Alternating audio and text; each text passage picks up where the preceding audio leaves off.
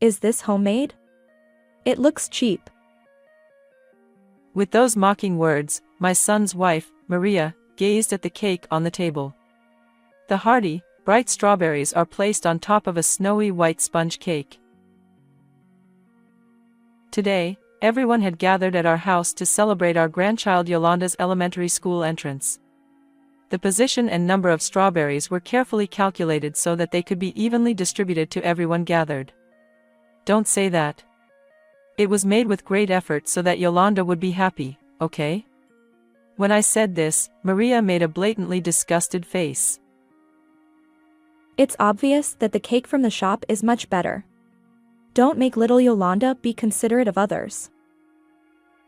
But this cake. Ugh. It made me feel bad. As soon as she said that, she used her entire arm to slide the prepared cake off the table and onto the floor. Next, the sound of shattering plates echoed through the room. For a few seconds, I couldn't comprehend what was happening. Why? How? I just stood there dumbfounded, unable to understand the reason for her behavior. I don't want to eat a cake made by a non-professional. My face turned unconsciously pale. Wait, I didn't make anything. What? She looked puzzled. My name is Nancy. I have one son, Simon. He got married and had a child, so he lives with his wife Maria and her parents in the neighboring prefecture of the city. As parents, we were initially concerned about our only son living with his in-laws, but Maria's parents are warm-hearted people. When we visited her parents for the first time to introduce ourselves, my husband, Kevin, and I were amazed to find that her parents' house was full of urban taste. The house was furnished with simple and sophisticated furniture. The latest appliances, such as those that operate according to people's voices and movements, were incorporated to create a more urban atmosphere. The living room, dining room and kitchen were all integrated to create a spacious area. Sarah, Maria's mother, brought in cups of tea for the number of people on a tray. Her simple movement as she walked from the kitchen also looked kinda sophisticated to me. I complimented the interior, saying, "Your home is truly wonderful." Sarah responded with a genuine smile saying, "It's not that special," waved her hand in front of her own face. It's just that the house is small, and I'm trying to make the layout of the house look bigger. There is no large furniture in the room and the built-in storage furniture is provided against the wall. The items needed in the living room are well hidden from view, giving the room a neat and tidy appearance. A digital photo frame is placed on a small shelf in the corner of the living room. Casually glancing at it, I noticed a picture of Sarah wearing a white chef's uniform, smiling with several colleagues. She noticed my gaze and modestly said, "I used to be a pâtissier." Maria happily added, saying her mother's cooking is the best, and I was impressed that she is very attached to her mother. Sarah always has a gentle smile on her face exuding a soft aura. I had a great fondness for Sarah, with her urban sense of style and warm, gentle personality. Simon and Maria both valued their work greatly, so Sarah currently handled most of the household chores. Knowing that Simon enjoyed delicious meals thanks to Sarah's cooking made me happy. Actually, Maria should be cooking for her husband, Simon. But she's not good at it. Everyone has their strengths and weaknesses. I'm sorry. I'm good at cooking, but I'm a bit bad at teaching others. Her disclosure surprised me, yet I felt a weird sense of closeness towards her. We were opposites, I guess. It was a long time ago, but I was a teacher at one point in my youth. So I have some confidence in teaching people something, but it wasn't something I was good enough at to be able to teach anything. It would have been intriguing if Sarah, with her special professional experience in cake baking, had the opportunity to teach people something. Since then, Simon and Maria have maintained a smooth married life without major quarrels between them. They have a daughter called Yolanda, and both my husband and I are in love with this sweet and adorable grandchild. She visits us once a month and has grown quite attached to us. Our home, unlike her urban residence, is an old house with spaciousness as its main feature. My retired husband always made it a routine to diligently weed around the house and sweep up fallen leaves and stuff. In his younger days, our garden was filled with various trees, and has now had several trees cut down because they were too difficult to maintain. As a result, the garden became more spacious, and we planted artificial turf for a better look, which I'm satisfied with. However, there was one tree my husband refused to part with, the cherry blossom tree tucked away in a corner. Apparently, a mean relative from the neighborhood would mock our cherry blossoms every time he sees him. Planting a cherry blossom tree in the garden is bad luck. That relative keeps harping on it. Then he keeps saying that we are fools for cutting the cherry trees and fools for not cutting the plum trees. Having cherry blossoms in the garden was considered unlucky, yet cutting them down was also frowned upon. While it was impolite to comment on someone else's garden, my husband continued. But whenever cherry blossoms bloom, that same guy did say our cherry tree looked beautiful. It's been a long time since he passed away. Seeing Yolanda happily running around in the large, beautiful garden made my husband and me very happy. However, there was a moment when only Maria looked blatantly bored. I think about this every time. This place is so inconvenient. There are hardly any convenience stores. That's true, but it's quieter than central Tokyo, isn't it? Quiet. I mean, there's just nothing around here. She dropped her shoulders and left Yolanda playing in the garden as she headed indoors. Her blunt words didn't usually bother me, but this time, they stung a little. Perhaps the countryside doesn't suit her as she grew up in the city. Feeling a bit lonely, I was pulled out of my thoughts when Yolanda tugged at my sleeve, saying, "Let's play." As Simon and I chased after the giggling Yolanda, her joyful laughter echoed through the air. One day, while having such a good relationship for both families, the phone rang after dinner, watching TV with my husband. It was a call from Sarah. Hello, is that Nancy? I wonder if it's okay to talk now. Her gentle voice came through the receiver, accompanied by Yolanda's high-pitched laughter. I could faintly hear Simon's voice, warning her to be quiet while she was on the phone. It made me giggle. Sarah, in a calm voice, suggested having dinner together as a celebration for Yolanda's elementary school entrance. I immediately agreed, sounds great. And thought of the cherry blossom tree in our garden. Would you like to come and have a dinner party at our place? The cherry tree in the garden will be in bloom soon, and when it's in full bloom, why don't we have a cherry blossom viewing party at our house? That would be fantastic. She responded. Soon the topic of conversation turned to the meals at the dinner party, and we both decided to prepare the dishes together. It might be fun to bake a big cake. I thought it's a bit cheeky, but having Sarah, a former pâtissier, join me in the kitchen was reassuring. I've never made a cake before, but I'd like to give it a try. Are you baking a cake, Nancy? That sounds wonderful. She replies a little louder, and behind her Yolanda says excitedly. Nana Nancy is making a cake? Her excitement reached us through the phone, running around Sarah on the phone, which made me smile. I'm glad I decided to take the plunge and try something new. I made up my mind to buy a cake recipe book from the bookstore to make Yolanda happy. A few weeks later, after the announcement of the cherry blossom season, Tokyo began to overflow with people visiting cherry blossom spots. During the news hours, people were shown happily feasting at cherry blossom viewing spots, and my husband and I were excited about the day when we would have a cherry blossom viewing party at home as a celebration for Yolanda's school entrance. Then came the day of the dinner party. My husband had spent the morning meticulously cleaning the room. An old black and white family photo hanging on the wall of the living room shows all of my husband's relatives, probably taken at the cherry blossom tree in the garden. Today. It would be nice if we could all take a photo together.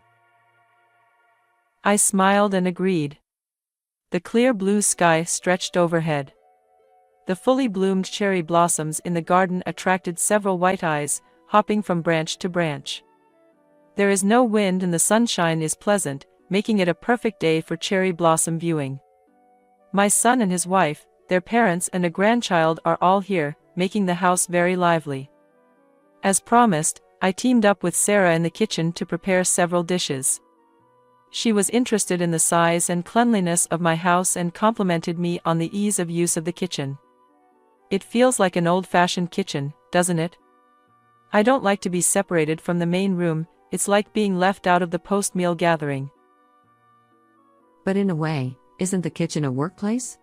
In a dining kitchen, you will tidy up while watching the relaxed family. It can be a bit irritating. The words irritating that came out of the mouth of Sarah with an elegant atmosphere made me laugh. While I knew her sophisticated urban home outshone mine, perhaps we're both asking for something we don't have. With such a spacious kitchen, you could cook all sorts of dishes.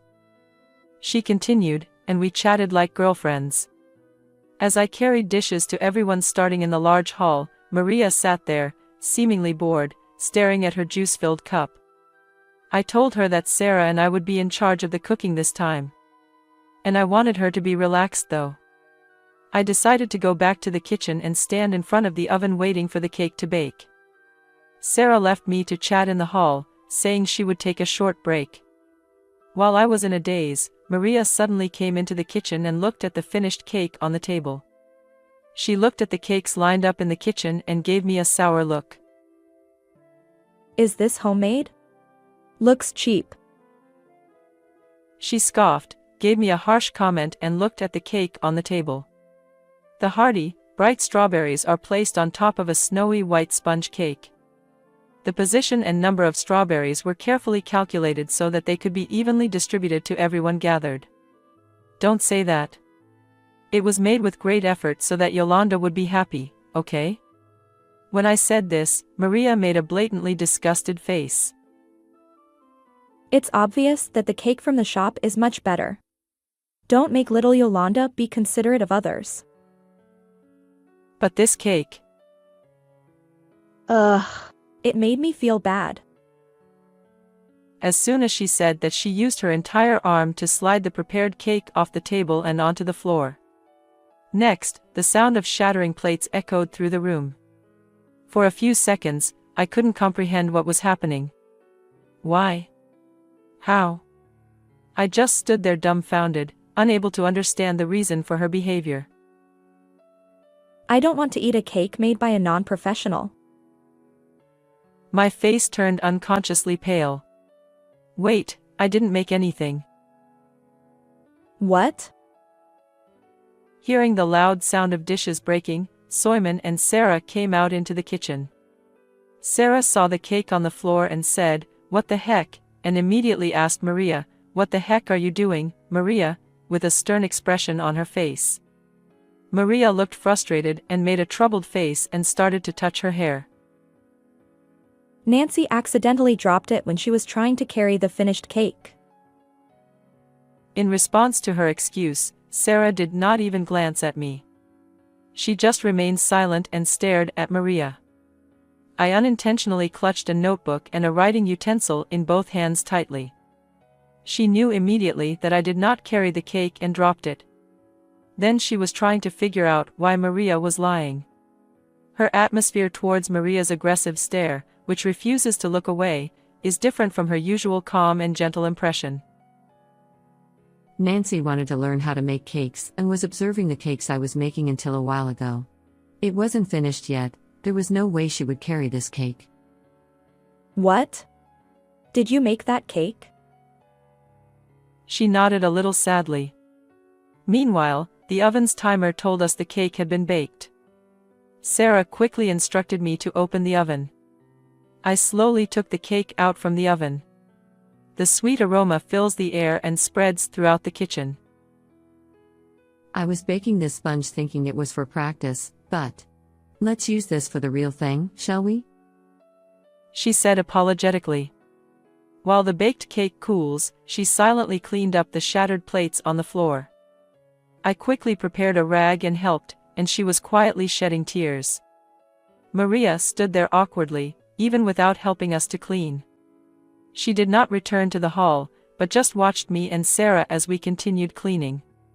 Soon after she finished cleaning, washed her hands and then faced straight at Maria. You threw the cake away on purpose, didn't you? Well, I thought it was made by Nancy. I misunderstood. If I knew that you made it, this wouldn't have happened. You are saying, you can throw it away if it was a cake made by Nancy? She said it in a cold tone. As if she was demanding, she never looked away from Maria. Eventually, Maria realized that all excuses were not going to work, and she bowed her head towards me and apologized. I held her shoulders as she lowered her head and said, "It's okay. Raise your head back," but Saraha beside me also bowed deeply. Nancy, I'm truly sorry. She expressed gratitude for my efforts in learning cake making seriously, just because she used to be a pâtissier and was a bit better at making cakes than others. She mentioned about my diligent note-taking during the observation and started to tell, choking up a little. I was so happy to bake a cake in front of such enthusiastic students. Sarah. Raise your head, Maria. Sarah gave her face a big shake before slapping her cheek. There was a sound as if her skin was popping, and Maria's cheeks turned red. Have you ever worked so hard at something before, Maria? Well, both Mom and I were good at everything, so. Sarah sighed deeply. She shared that her busy life as a pâtissier left little time for young Maria. Despite the little time they had, Sarah and her husband never forgot their love for Maria, and she always tried to keep a smile on her face at home. She always maintained a calm and gentle demeanor, which wasn't her original personality. She just wanted herself to be calm in front of her daughter as she didn't have much time to spend with her. But it's also true that because of that, I couldn't show her how hard I was working and trying as a parent. Maria got bored easily since she was little and struggled to continue with her lessons apparently. On the other hand, she often looked down on people who diligently worked toward their goals. It's also my fault that I should have scolded you more, I'm sorry. She worked as a pâtissier and even seems to regret not teaching her child important things during her busy life. Seeing Sarah lowering her head, an upset Maria seemed restless till she caught my eye then lowered hers. I guess she saw the notepad I was writing in the corner of her gaze. She hesitantly asked me if she could have a look at it, so I handed her the notebook, which I hadn't prepared specifically for today. My poor memory led me to jot down various things I learned or wanted to remember. Even though I wasn't particularly skilled in cooking or cleaning, I hoped to absorb tips from those who excelled in these areas. Maria stared at the contents of the notebook that was full of writing and quietly handed the notebook back to me, her lips tightening. I never knew you worked so hard, Nancy. I feel embarrassed now.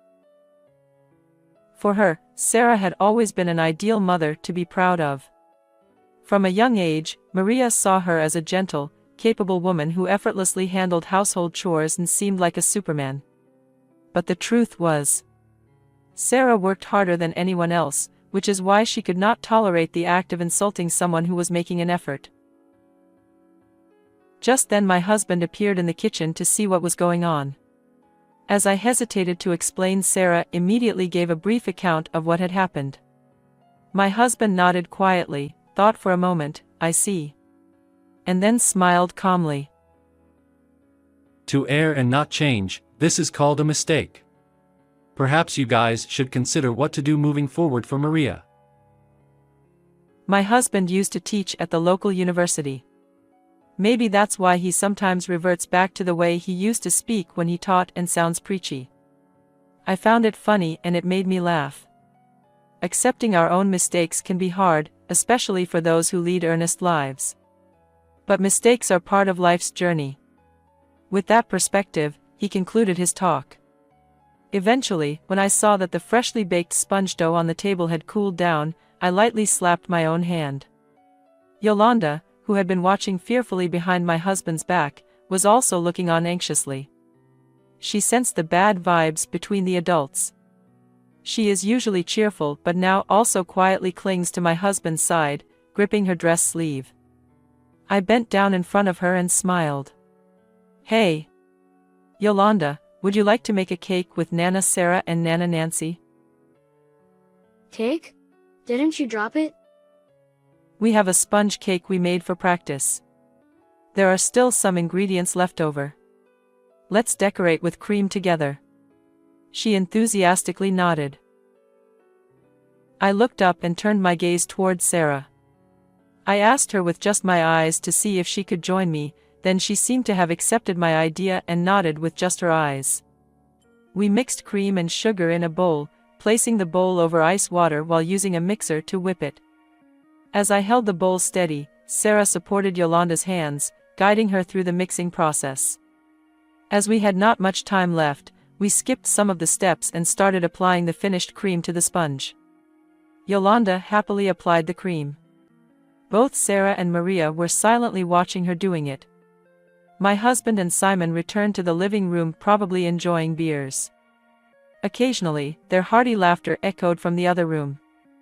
Eventually, the cake was done and everyone decided to go outside to the garden. In a corner of the yard, away from the house, there is a large cherry tree. No one knows exactly when it was planted. We spread a blue sheet under the cherry tree and looked up at the beautiful cherry blossoms together. I handed out cakes that I had cut into portions for a number of people to everyone, and we sat down together. It's so beautiful. Sarah muttered and didn't say it to anyone in particular, but her words hung in the air. It would be wonderful to have meals like this together again. I even feel as if the incident from earlier had never happened. Her smile is surely a strength that she has not let it show, even though she is going through a lot of pain and hardship. I nodded my head in respect for Sarah and said, "Absolutely, I'd love that." Afterwards, my husband suggested that we all take a family photo together. The photo, with Yolanda in the middle and everyone smiling, ended up on the wall of my house. I guess Maria can't get over the whole fiasco yet. She became a bit distant. However, she had always had a bright, lively, and unafraid personality, so she gradually went back to usual self with a straightforward way of speaking. Still, this house has nothing, doesn't it? When she comes to visit our house with her family on occasional weekends, she complains and looks at the garden on the porch. Recently, she got a white puppy as a celebration for Yolanda's entrance into elementary school. She brings the puppy to our spacious yard, turning it into a makeshift dog run. Maybe you should come visit us sometime. Our place is small, but there are plenty of delicious cake shops in Tokyo. We could go together. She said that to me shyly and stepped towards the puppy. I put on my apron and head for the kitchen. In the kitchen, Sarah and Yolanda were happily baking a cake. Lately, I decided to start learning to bake cakes properly from Sarah. She plans to use her experience as a former pâtissier to open a baking class this time. At Sarah's request, we decided to hold the classes at our home as our spacious kitchen became the perfect venue. In this way, I will be in a position to assist her, so from now on we will be co-owners of the business. I am very surprised myself, as I ended up starting something new after my husband retired, while I was feeling a bit bored. Don't you think we are very blessed, Nancy? Blessed? I tilted my head. I heard from Simon. You used to be a teacher, right? If an ex-pâtissier and an ex-teacher team up, don't you think they could make the best cooking class? I giggled. My husband continued teaching until retirement, but after I became pregnant with Simon, I resigned and I'd been a stay-at-home mom since Simon was born. For years already I had never cared about the fact that I had been a teacher, but hearing others praise that part of my past felt heartwarming. If there was a classroom where Master Sarah and Master Nancy could teach, I bet a lot of people would gather. She happily took my and Sarah's hands and swung them around. Soon after, Sarah and I started our cooking class at my home. While the cooking class was running smoothly, the relationship between her and me deepened. Eventually, we began to spend private time together and started to understand each other deeply. We began to help each other when we had problems, and the trust between the two of us spread among the students through the classroom, creating a very good atmosphere in the classroom. Soon, our cooking class gained attention, appearing in local events and TV shows. We both became well-known cooking school instructors. We not only taught the joy of cooking but also emphasized the importance of human connections. Time passed, and one day, Sarah and I realized something. As our class grew, so did our relationship. Shall we try something new, Sarah? Well, we're quite old, aren't we? Don't you want to see how far we can go? It'll be fun, won't it? She hesitated, but she readily agreed in the end. We decided to open a cake shop together. The story made by this former pâtissier and former teacher duo continues. How did you find this story? Please subscribe to our channel. Until next time.